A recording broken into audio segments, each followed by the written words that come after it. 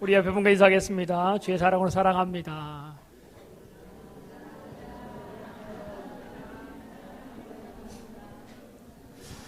네, 늘 헌신 예배 때마다 생각하지만 헌신이란 말은 몸을 드린다라는 겁니다. 잘못하면 세신, 헌신처럼 그냥 대충 드리는 사회만 맡고 찬양만 하고 기도만 맡고 순서만 맡는 그냥 별다를 바 없는 그냥 정말 헌신 같은 예배 이렇게 드리고 있느냐? 정말 내가 몸을 드리는 마음으로 정말 하나님을 향한 온 마음으로 드리는 예배를 드리고 있느냐라는 겁니다. 1년에 한 번 맞는 순서가 아니라 헌신 예배를 드리면서 우리의 마음을 다짐해야 될 겁니다. 거듭 말씀드리지만 어떤 분이 그랬습니다. 헌신, 몸 전체, 머리부터 발끝까지 몸 전체를 드리는 건 못하더라도 손가락 하나 바치는 마음으로 교회 안에서 헌신해도 그 사람은 대단한 사람이다 라고 말합니다. 앞에서 말했듯이 헌신자 같은 예배도 아니고 나의 부분만, 일부만 드리는, 순서만 드리는 그런 예배도 아니고 오늘 헌신 예배 드리면서 우리의 마음을, 우리의 모든 것을 주님께 드릴 수 있는 믿음으로 드려지는 예배가 되어지길 바랍니다. 여러분 매일마다 식사를 하는데 때로는 식사를 집에서 안 하고 나가서 먹는 거 뭐라고 하죠? 외식. 성경은 외식하지 말라고 하죠, 그죠? 주님은 외식하는 걸 별로 안 좋아하신가 봅니다. 성경은 말하는 그 외식하고는 틀리지만 우리가 저녁에 나가거나 점심에 나가거나 바깥에 나가 먹을 때 어떤 분들은 식당을 멀리까지 찾아간 분들이 있습니다. 거기 따라가 보면 여기까지 이거 먹으러 왔나? 그런 생각 들 때도 있을 때 있죠. 근데 가서 먹어보면 그렇게 다를 것도 없는데 그분은 거기를 좋아한다는 거죠. 그래서 물어봤습니다. 당신 여기까지 이 긴 시간까지 이 밥 한 그릇 먹기 위해서 여기까지 왔냐? 왜 여기까지 왔냐? 라고 물었다니까 그분은 얘기가 그겁니다. 이 집이 내하고 맞는다는 거죠. 이 집 식사가 나한테 맞는다는 거죠. 그래서 멀어도 거기가 맛있고 거기가 좋아서 멀어도 거기까지 간다는 겁니다. 뭐냐면 내 마음에 맞기 때문에. 여자분들은 미장원 가시잖아요. 미장원 가실 때 어떤 미장원 가십니까? 그냥 가까운데 아무 데나 가나요? 가는데 보면 딱 어느 정도 정해져 있습니다. 자기가 가는 데가 정해져 있죠. 왜 그러죠? 그 미장원, 그 미용사와 내가 맞다는 거죠. 그 스타일을 해주는 게 나하고 맞다는 겁니다. 시골에 시집간 분부터 할머니까지 같은 미용실을 이용합니다. 시골에는요. 그래서 모양이 어때요? 똑같습니다. 시골 노인분들 다니는 거 보면 똑같습니다. 빠글빠글빠글해서 풀어지지 않을 정도로 해야지만 거기는 잘 된 겁니다. 거기는 선택 사항이 없으니 그렇지만 대부분 여자분들이 자기가 원하는, 그러니까 자기 스타일, 내게 마음이 맞는 미장원, 거기를 찾아가는 거죠. 남자와 여자를 만날 때에 내 마음에 정말 든다, 그 여자 내 마음에 든다 라고 하는 사람이 뭐예요? 다른 사람이 보면 별 그렇지 않습니다. 다른 사람은 그렇게 아주 썩 마음에 드는 것도 아닌데 이상하다, 저 사람 뭐가 저래 좋을까. 근데 뭐예요? 그 사람의 마음에 든 거죠. 저는 동그란 걸 좋아하는가 봅니다. 둥근한 게 마음에 드는 것 같아요. 근데 그 보니까 뭐냐면 어떤 남자가 어떤 여자가 좋다, 그 여자가 정말 내 마음에 든다라고 할 때 뭐냐면 다른 사람은 그렇게 안 보는데 그 사람이 더 좋게 보이는 건 뭐라고 말하면 콩깍지가 씌었다라고 하죠. 그 사람 눈에만 유독 예뻐 보이고 그 사람 눈에는 멋있어 보이는 겁니다. 저런 남자를 좋아하나 저런 여자를 좋아하나 할지 모르지만 그 사람에게는 그 남자가 그 여자가 최고의 모습으로 보이는 겁니다. 그래서 인생과 바꾸죠. 그죠? 뭐냐면 내 마음에 들기 때문에. 내 마음에 드는 사람도 여러분과 저도 내 마음에 드는 것에 그렇게 쏙 빠지는데 하나님 또 찾는 사람이 어떤 사람이면 하나님 마음에 드는 사람을 찾는다는 겁니다. 그냥 아무나 침 뱉어서 맞는 사람 쓰는 것이 아니라 하나님 마음에 합한 사람, 하나님 마음에 드는 사람을 하나님 쓰시죠. 다윗이 보면 하나님이 뭐냐면 이새의 아들 다윗을 만나니 내 마음에 맞는 사람이라 내 뜻을 다 이루리라 라고 말합니다. 다윗을 향하여 내 마음에 쏙 드는 사람, 하나님이 하신 말씀입니다. 그래서 다윗을 하나님이 놀랍게 사용하시잖아요. 그죠? 자, 이 시대에 하나님의 마음에 드는 사람, 하나님의 마음에 합족한 사람, 하나님께 쓰임받기 합당한 우리 안수 집사님들, 우리 성광의 성도들 되어지기를 바랍니다. 오늘 여기에 몇 명이 나오면 3명의 사람 나옵니다. 그런데 이 3사람 다 주님의 제자에 합당하지 않은 사람들의 모습으로 나옵니다. 9장 62절에 보면 손에 쟁기를 잡고 뒤를 돌아보는 자는 하나님 나라에 합당하지 않는다. 하나님 나라에 합당치 않고 주님께 쓰임받기도 합당치 않은 사람. 그래서 오늘 3사람, 어떤 사람이 주님의 마음에 안 들었느냐? 첫 번째는 우리가 어떻게 하면 하나님 마음에 들 수 있는 사람이냐? 어떻게 해야 되느냐? 첫 번째, 어떤 환경이다 할지라도 주님을 따르기를 결단하는 사람입니다. 예수님 당시 예수님이 많은 기적을 일으키자 많은 사람들이 주님을 쫓아다닙니다. 주님이 저쪽 편으로 갈 것 같으면 배를 타고 벌써 움직이면 사람들은 걸어서라도 먼저라도 달려가서 주님 오기를 기다릴 정도로 많은 병자도 고쳤고 많은 기적을 일으킨 분이 바로 주님입니다. 그때 성경에 보면 어떤 한 사람이 예수께 나와 주님을 따르겠다고 결단합니다.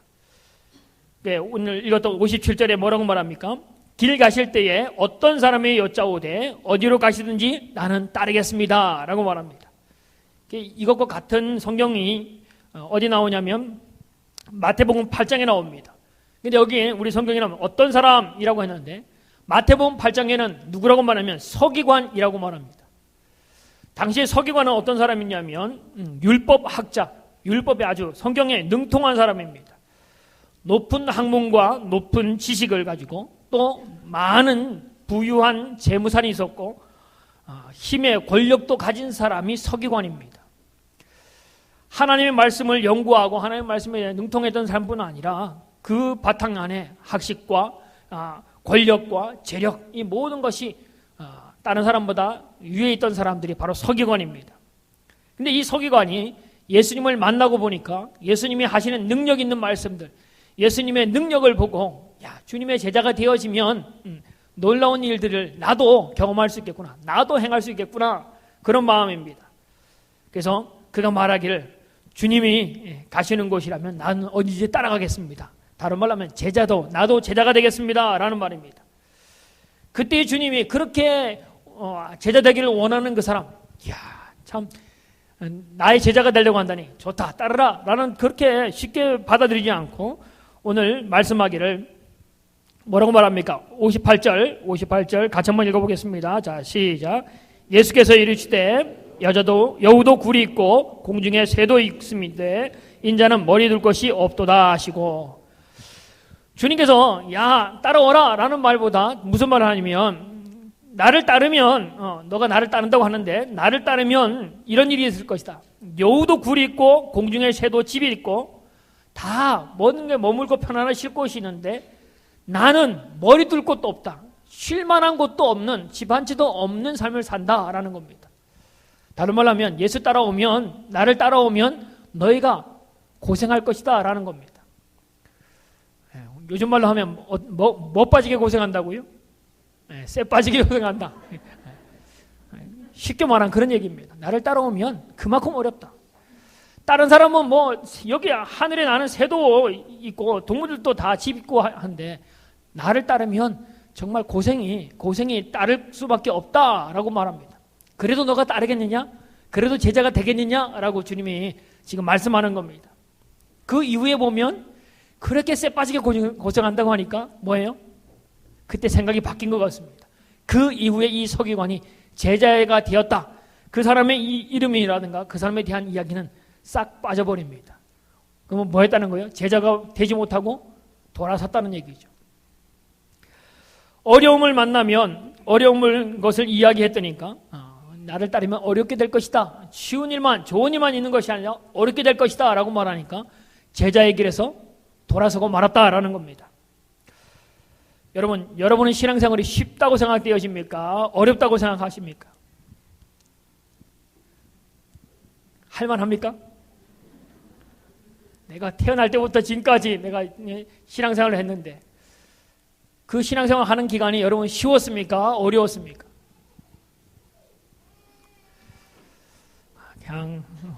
그냥 말 못하지요.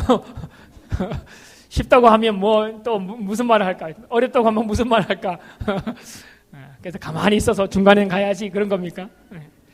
대부분 우리가 신앙생활을 쉽다, 어렵다, 뭐 지금 여러분이 대답 안 하듯이 참 말하기가 무척 어려운 것 중에 하나일 겁니다. 그런데 우리가 신앙생활을 한다는 것이 일주일에 한두 번 교회 와서 예수님 나 교회 왔어요. 저 갑니다. 이렇게 인사하고 떠나는 것이 아니잖아요. 그죠? 신앙생활은 한 번 와서 예배 드리고 나는 것으로 끝나는 것이 신앙생활이 아니다라는 겁니다. 신앙생활은 뭐냐면 예수님을, 주님을 나의 주인으로 삼는 겁니다. 내가 나의 삶의 주인이 아니고 하나님이 나의 삶의 주인으로 삼는 겁니다. 그러니까 나의 삶이 아니라 누구의 삶을 살아요? 주님의 삶을 사는 겁니다. 그런 차원에서 여러분과 저는 정말 주님의 삶을 살아가고 있는 그리스도인이냐라는 걸 생각해 봐야 됩니다. 내가 주님을 믿는다고 하면서도 내가 원하는 삶을 살았다면 그 사람은 참된 주님의 사람은 아닙니다. 말로는 그리스도인이라고 말하지만 그리스도인 같은 삶을 사는 것뿐입니다. 종교성과 신앙 뭐가 틀리냐? 종교와 신앙 뭐가 틀리냐? 종교라는 것은 그 모습을 흉내내는 겁니다. 그렇게 사는 것처럼 보여집니다. 그런데 그것은 겉으로 보여지는 것이 그렇게 사는 것이지 실제적인 내 마음과 내 삶은 그렇게 사는 사람이 아닌 것, 이건 종교생활입니다. 그런데 내가 설령 그렇게 살지 못한다 할지라도 내 마음과 내 생각과 모든 것이 그렇게 살도록 거기에 마음을 두고 온전히 그걸 향하여 나아가는 사람, 그 사람은 신앙인입니다. 그게 믿음의 사람입니다. 설령 지금 내가 몸이 아프고 내가 물질이 없다 할지라도 주님을 향하여 애타는 마음, 주님을 향한 안타까운 마음, 주님이 드리고 싶으면 간절한 마음, 내가 예분을 한 번 드려도 온 마음을 다해 드리는 그 모습, 그것이 정말 신앙의 모습, 믿음의 모습이지. 매일 교회 와서 예배 드리면서 헌금하고 예배 드리고 뭐 하는 것처럼 보이지만 그 속에는 하나님께 드리는 것이 아니라 내가 다른 사람에게 인정받으려고 다른 사람에게 내가 뭐기 때문에 라는 것 중심이 사람에게 있고 내게 있어서 하나님과 관계없는 모습이라면 그것은 종교 생활입니다. 군에서 종교활동 갈 사람, 천주교, 기독교, 불교, 서, 그건 뭐야? 빵 먹으러 가는 거죠. 초코파이 먹으러 가는 종교 생활을 할 수도 있습니다. 그래서 뭐 오늘은 뭐 성가대가 온대, 뭐 그러면 뭐 난리가 납니다. 그건 종교 생활입니다. 좋은 거 찾아가는 것. 그래서 어느 날은 교회 갔다가 어느 날은 천주교 갔다가 어느 날은 절에 가는 군에 있는 사람들 많습니다. 뭐요? 내가 원하는 것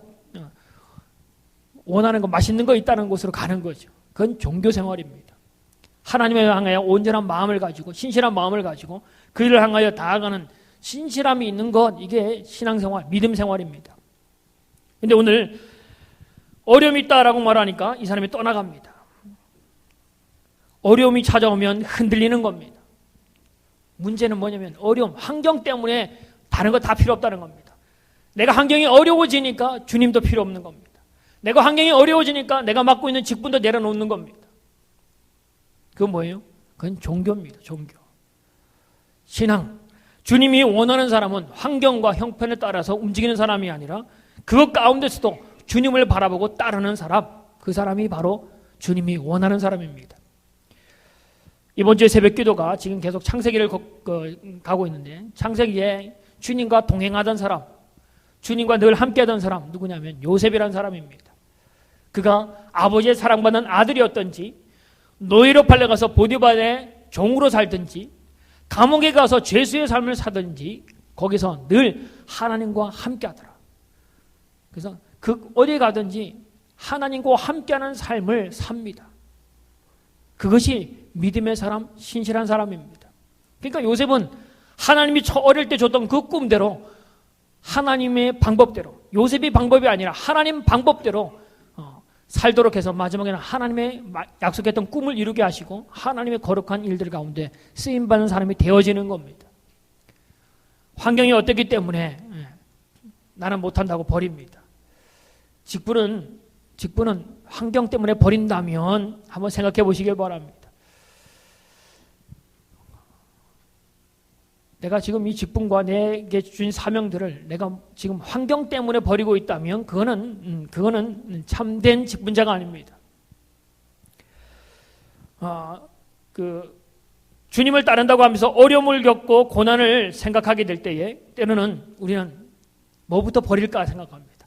요즘 우리가 경제가 어려워지면서 가장 먼저 쉽게 내려놓는 것, 돈 안 쓰는 곳이 어디예요? 우선 취미 생활부터 포기하잖아요. 그죠? 돈이 안 들어온다. 그러면 뭐예요? 애들 학원부터 끊죠. 돈이 안 들어온다 하면 내가 제일 끊기 쉬운 것부터 먼저 끊습니다. 근데 여러분 신앙생활에 어려움을 만날 때 가장 먼저 포기하는 게 뭐냐 한번 생각해 보시길 바랍니다. 내가 그 수준이에요.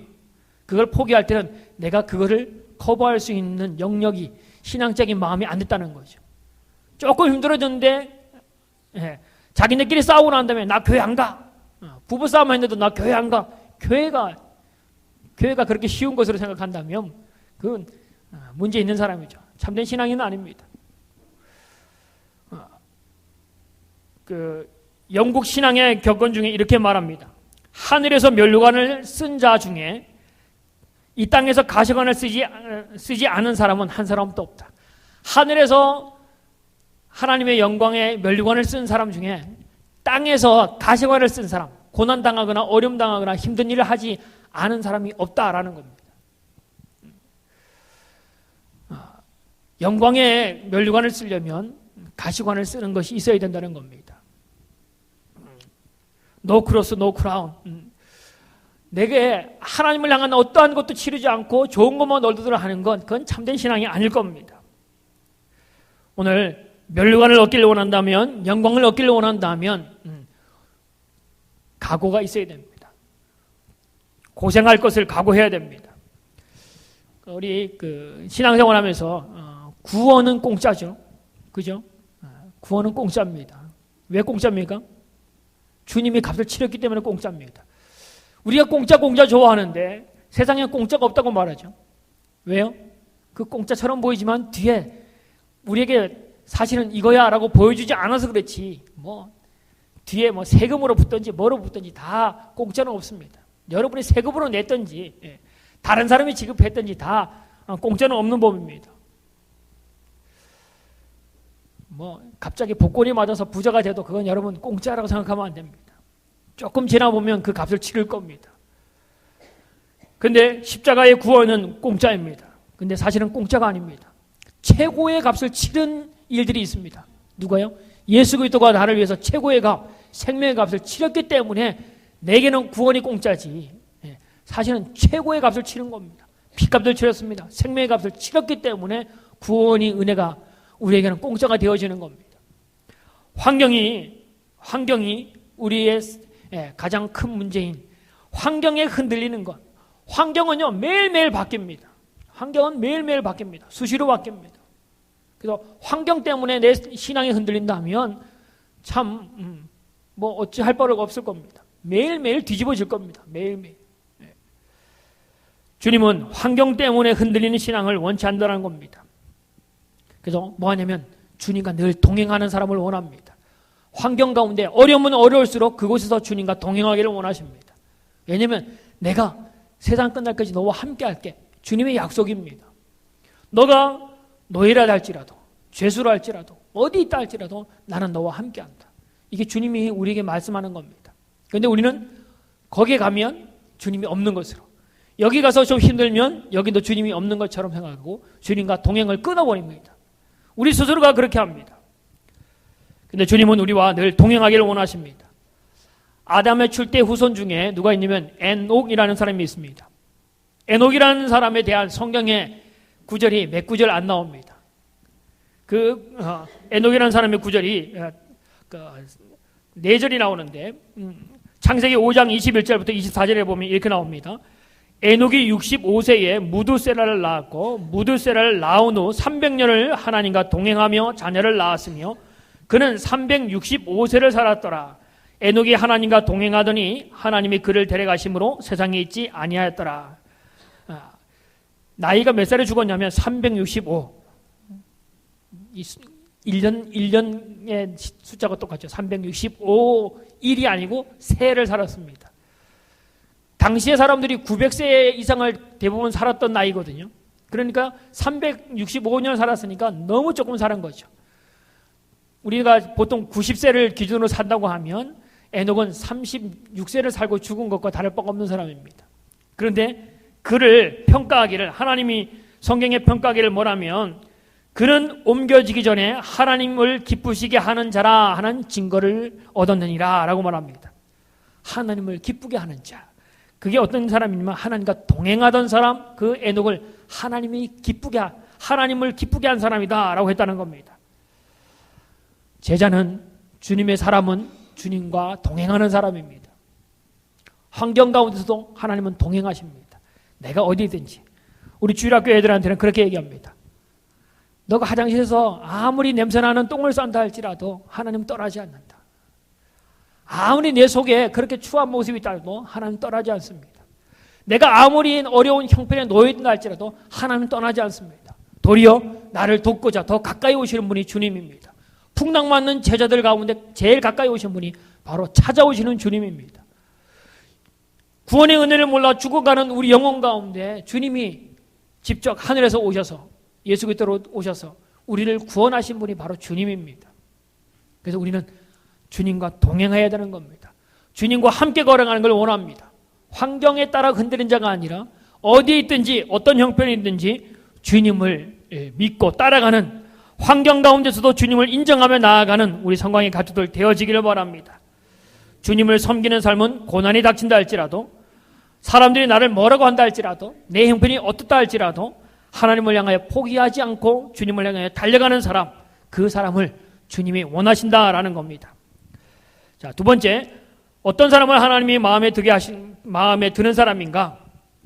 두 번째는 삶의 우선순위를 하나님께 두는 사람을 하나님은 기뻐하십니다. 오늘 59절에 보면 또 다른 사람에게, 앞에 사람 말고 또 다른 사람을 말합니다. 나를 따르라 하시니 그가 이르되 나로 먼저 가서 내 아버지를 장사하게 허락하옵소서 라고 말합니다. 나를 따르라 그랬더니까 따르겠습니다만 먼저 할 일이 있습니다. 먼저 내가 가서 아버지의 장사를 하도록 허락해 주십시오 라고 말합니다. 이 말은 뭐냐면, 그렇다면 지금 아버지가 돌아가시느냐? 그건 아닙니다. 지금 돌아가신 건 아니지만 지금 나이가 많거나 연세가 많으시거나 아니면 질병에 걸려서 이제 얼마 남지 않은 부모를 이야기하는 것 같습니다. 그래서 지금 당장 주님을 따라갔다가는 부모님 돌아가시면 내가 임종도 못 보고 장례도 또 지내기 위해서 또 돌아와야 되기 때문에 이왕이면 장사를 지낸 다음에 아버지 돌아가신 다음에 내가 주를 쫓겠습니다 라는 말입니다. 전도하면서 신방하면서 그런 얘기를 많이 듣습니다. 우리 시아버지 시어머니가 너무 절에 심취되어 있는데 저분들 돌아가시면 내가 교회 가겠습니다. 근데 아직까지 안 오시더라고요. 우리 시골의 앞집 그 아이가 뭐라 하면, 나 할아버지 산에 심어놓고 왔다 그러더라고요. 심어놓고 나무가 많이 자랐는데도 뭐 아직까지 변함이 없어요. 내가 뭘 한 다음에, 여기 우리가 그 장사를 지내는 거, 우리 보통 이거는 어디서든지 통하는 얘기 아닙니까? 내 부모를 장사 지낸다고 하면 뭐예요? 그거 장사 지내지 않으면 뭐가 되는 거예요? 불효자식이 되는 거 아닙니까? 그죠? 우리뿐 아니라 모든 나라가, 모든 것이 다 그럴 겁니다. 자기 부모를 장사 지내지 않는 것, 자기 부모를 모시지 않는 것, 이거는 불효자식입니다. 그러면 주님도 그 정도는 이해해야 될 거 아닙니까? 그죠? 근데 주님이 그렇게, 그래? 그러면 장사 지낸 다음에 따라와. 그렇게 말씀하지는 않았다는 겁니다. 주님이 말씀하는 게 뭡니까? 주님이 말씀하기를 60절 같이 읽겠습니다. 시작. 이르시되 죽은 자들로 자기의 죽은 자들을 장사하게 하고 너는 가서 하나님의 나라를 전파라 하시고, 죽은 자들로 자기의 죽은 자들을 장사하게 하라. 죽은 자들 나옵니다. 앞에 죽은 자들은 뭘까요?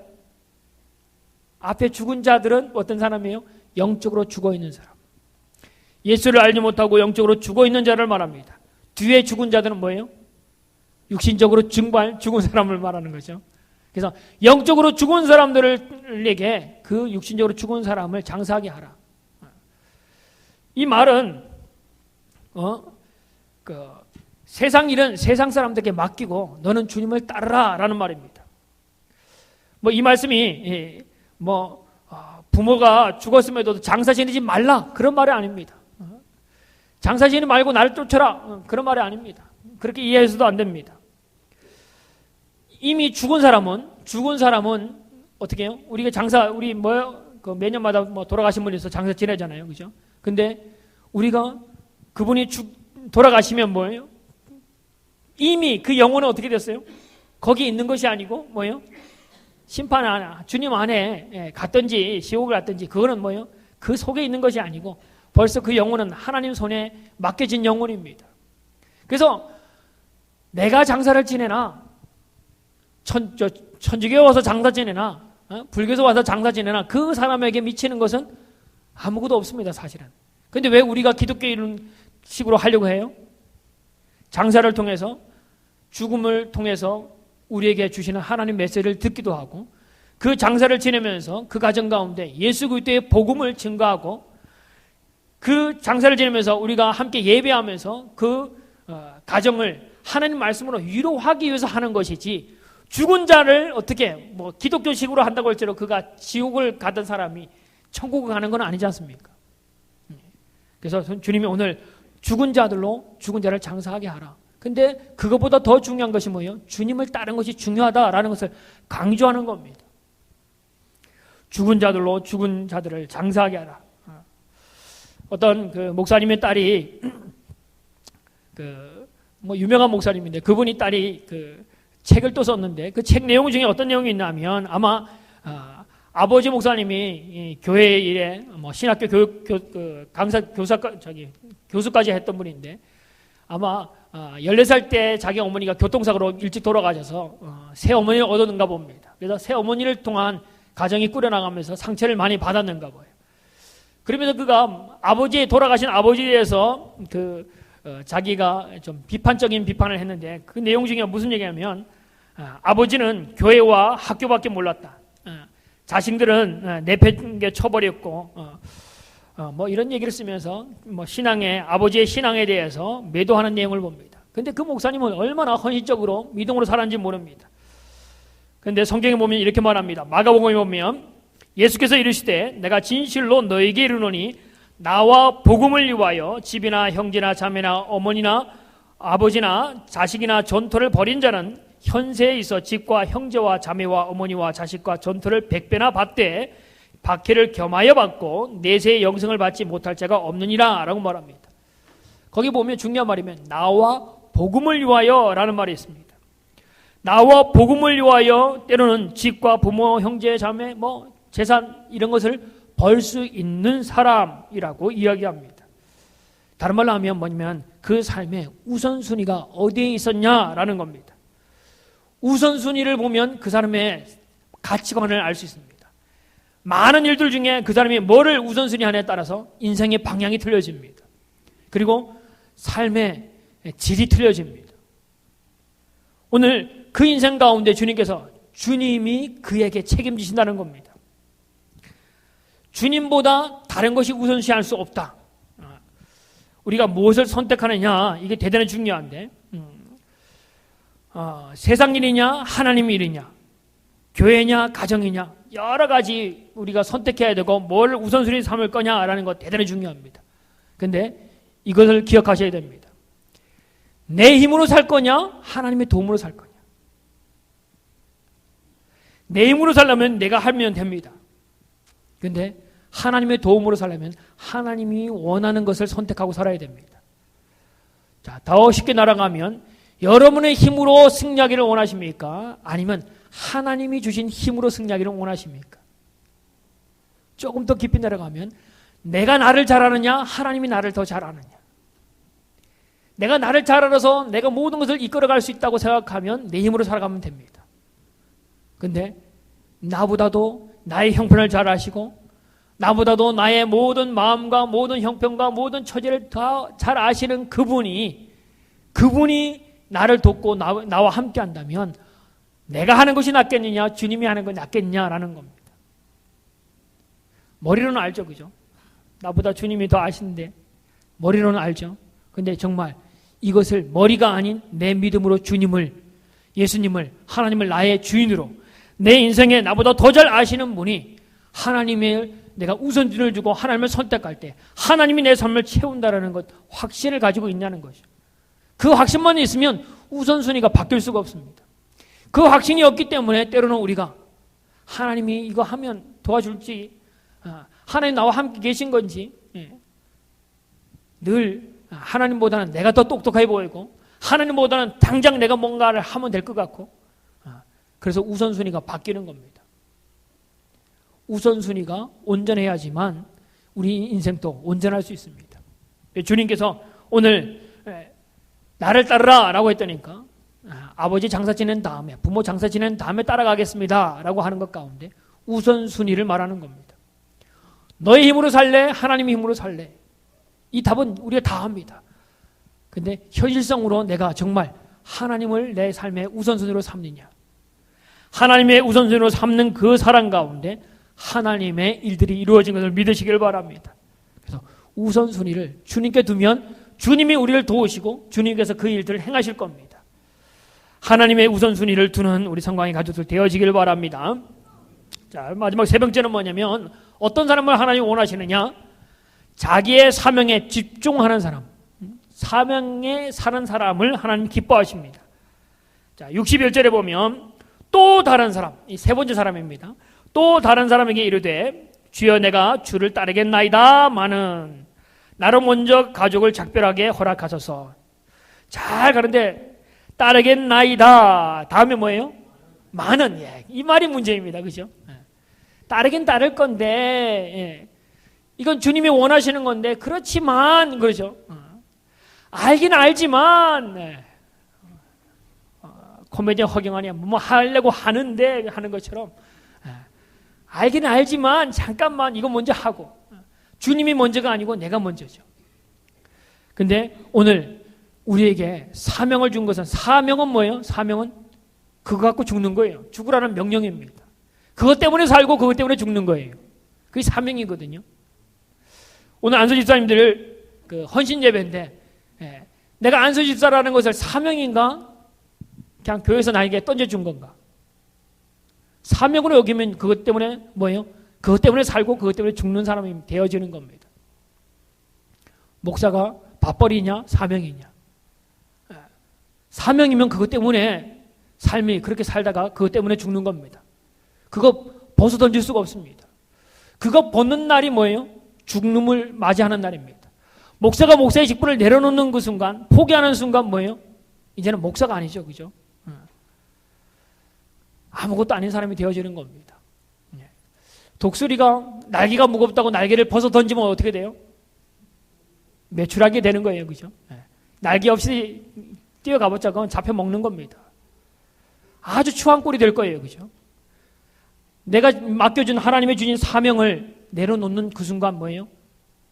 낙동강에 오리알 같은 신세가 되어지는 겁니다. 사명은요, 나를 거대하게 만들 수도 있고, 사명은 내게 고난이 되는 것처럼 보이지만 사실은 그 사명 때문에 하늘을 올라가는 능력을 발휘하는 것이 내게 주신 사명입니다.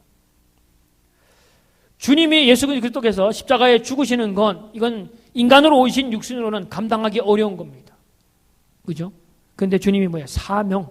이것 때문에 주님이 오셨기에 온 몸을 다 내어주시기까지 피 흘리시고 모든 물과 피를 다 흘리시면서 까지도 그 일들을 감당하신 거면요, 그게 주님이 주신 사명이기 때문입니다.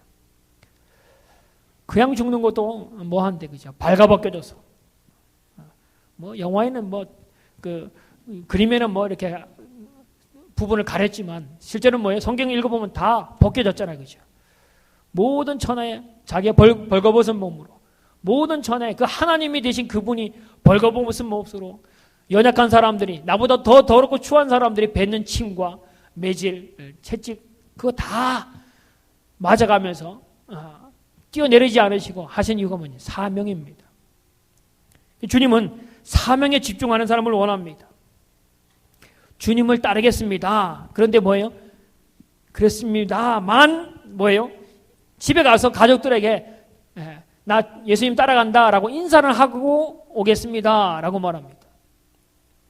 여러분 어디 가는데 그래도 집에 가서 인사는 하고 와야 될 거 아닙니까? 그죠? 뭐 휴거된 것도 아닌데 갑자기 사라졌다.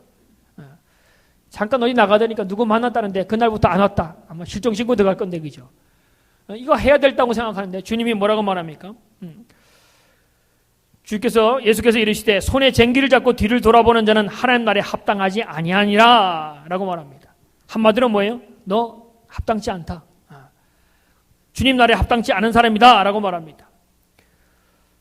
그 일보다는 이 일들이 더 중요하다라고 말씀하는 겁니다. 너에게 준 사명, 쟁기를 잡는다라는 말은 쟁기를 잡았다라는 것은 사명을 받았다는 겁니다. 그 일들을 하라고 내게 주신 사명을 받았다라는 겁니다. 일하라고 그 일들을 내게 맡겼다라는 겁니다. 그런데 뒤를 돌아본다라는 것은 과거에 연연하고 내 삶에 연연하는 겁니다. 세상 일에 미련을 두고는 것을 말하는 겁니다. 그 뒤를 돌아보는 건 일해야 될 사람이 뒤를 돌아보고 과거에 매여 있고 삶에 매여 있는 것, 그건 합당치 않다. 주님이 따라할 때 따라오는 것이 합당하다라고 말하는 겁니다. 오늘 사명, 내게 주신 직분을 사명으로 여기는 분 되어지길 바랍니다. 주님이 시험합니다. 누구를 시험하냐? 아브라함을 시험합니다. 뭐하고 시험해요? 너 주님을 선택할래? 아들을 선택할래? 주님이 아주 무서운 분입니다. 가장 약점을 주님은 아십니다. 여러분이 가장 연약한 부분을 가지고 주님이 때로는 묻습니다. 너 이렇게 이거 선택할래? 이거 선택할래? 믿음을 선택할래? 세상 일을 선택할래?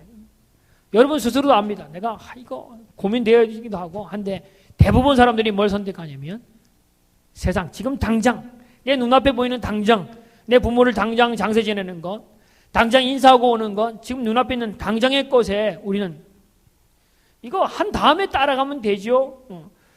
나중에 하면 되죠. 라고 나중으로 미루는 겁니다. 근데 주님은 오늘 뭐냐면 사명, 쟁기를 잡았으면 쟁기 잡은 일들을 하라는 겁니다. 내게 주신 사명이 있다면 그 사명대로 하라는 겁니다. 그래서 조금 전에 앞부분에 말했듯이 뭐예요? 그러면 쟁기 잡고 일하는 종에게 그 책임자는 누구예요? 그 주인이 종의 주인입니다. 종이 일하도록 할 수 있도록 능력을 줍니다. 종이 그 밭을 갈고 그 종의 일들을 하는 동안 그 종의 가족들은 누가 책임져요? 주인이 책임지게 되어 있습니다. 회사에서 출장을 보낼 때 그 출장 경비 다 책임지는 겁니다.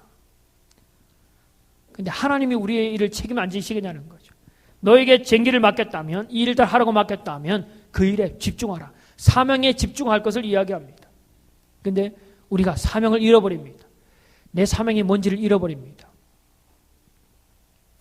내가 뭔지를 잃어버립니다. 우리 권사의 그 원래 때 제가 그 얘기했습니다. 요한이 어떤 사람입니까? 나는 주님보다 6개월 먼저 태어나서 광야에 외치는 자의 소리이다. 주의 길을 곧게 하라고 나는 6개월 먼저 태어나서 나는 외치는 것이 회개하라, 천국이 가까웠다라는 것을 선포하는 것이다. 요한이 압니다. 내 자리가 뭔지, 내가 해야 할 일이 뭔지 압니다. 그래서 당신이 선지자입니까? 당신이 기다렸던 메시아입니까? 아무리 물어도 나는 그런 사람이 아니다. 나는 주의 길을 곧게 하라고 광야에서 외치는 자의 소리다. 절대 위로도 올라가려고 하지 않습니다. 말은 못하지만 은근슬쩍 가도 당신 정말 메시아인가 보다 하고 사람들이 추앙했을 겁니다. 그런데 나는 절대 예수가 아니다. 그리스도가 아니다. 못 박습니다. 그러면 나는 누구냐? 요한 스스로가 그러면 내가 꼭 여기 있어야 되냐? 광야에서 고작 석청 먹어가며 허리띠 두르고 거기 살아야 되냐? 좀 사람들 많은 시내로 가서 하지. 시내로 나오지 않습니다. 자기의 사명은 광야에서 외치는 자의 소리이기 때문에 이 자리를 떠나지도 않습니다. 위로도 아래도 내려가지 않고 자기의 자리를 끝까지 지키는 사람. 그래서 여자가 낳은 사람 중에 최고의 사람으로 인정받는 사람이 세례 요한입니다. 내게 주신 직분. 지금 안수 집사님인데 안수 집사 장로보다 아내다 생각하지 마십시오. 지금에 충실한 사람을 하나님이 쓰실 겁니다. 지금의 일도 잘 못하면서 더 큰 것을 바라면 뭐예요? 문제가 있습니다. 지금 중고도 안 하는데 그거 세워지면 나 잘할 거야. 절대 믿을 수 없는 사람입니다. 성경 뭐예요? 작은 일에 충성된 자에게 더 큰 일을 맡긴다라고 말합니다. 그래서 여러분 오늘 우리 안수 집사님뿐 아니라 각자가 내게 주신 사명이 있습니다.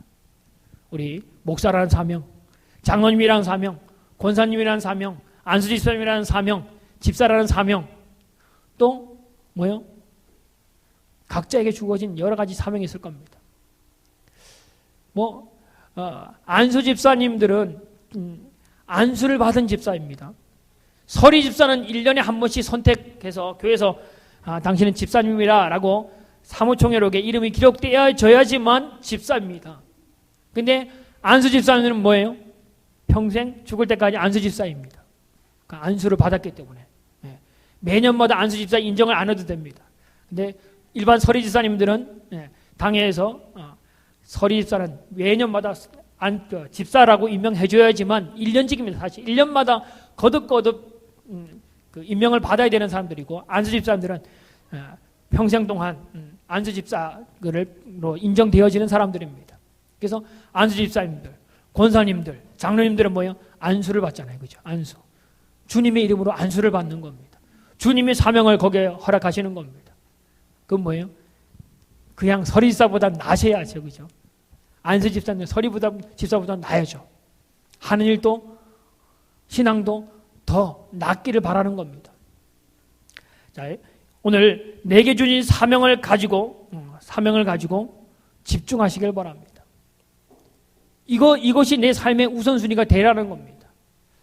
내가 목사인데, 제가 어디를 가든지 목사라는 마음을 갖지 않으면요, 때로는 내가 모르는 사람들한테는 목사 아닌 것처럼 행동할 수도 있습니다. 그런데 내 마음은 늘 목사라는 마음으로 살기 때문에 목사의 그 언어, 목사가 바라보는 것 그렇게 살려고 노력합니다. 뭐 저런 것이라 할지 모르지만 속으로 늘 생각하면 나 목사라는 마음으로 살려고 합니다. 사명을 가지셔야 됩니다. 사명을 잃어버리는 것, 곧 그것이 뭐예요? 나의 모든 것을 잃어버리는 겁니다. 내게 주신 직분의 사명을 잃어버리면 교회 가운데서 그 사람은 아무것도 아닌 사람이 되어집니다. 아까 말했지만 독수리가 날개를 잃어버리면 무겁다고 귀찮다고 날개 띄어버리면 독수리에서의 풍랑이 올 때 바람이 불 때 하늘로 올라가는 그 멋진 모습은 감당할 수 없는 사람이 되어집니다. 힘들 때 뭐예요?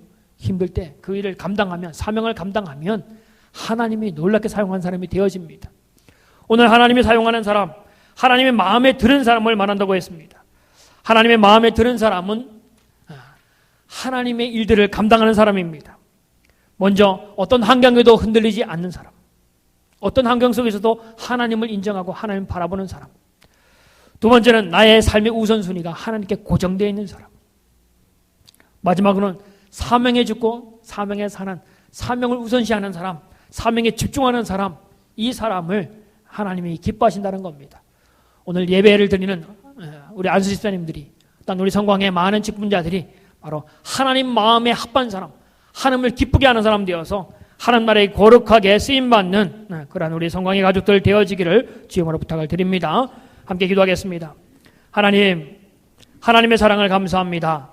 오늘도 하나님의 사람으로 믿음의 백성으로